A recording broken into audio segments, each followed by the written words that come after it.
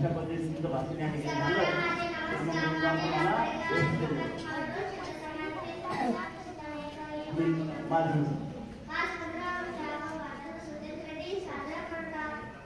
कारण भाषण चालू असताना आम्हाला सांगतात की तुम्हाला अहो करा हे करा ते करा हे झालं नंतर तुम्ही सिलेक्टर झाल्यानंतर सुद्धा तिथं हळूहळू तुमचं असलं पाहिजे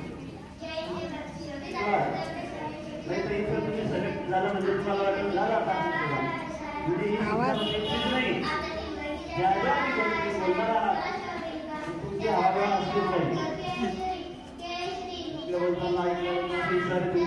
हवा दिसून आली पाहिजे चेहऱ्यावरती जर काही तुम्ही समोरच्या व्यक्तीशी बोलत आहात अशा पद्धतीने तुमचं भाषण असलं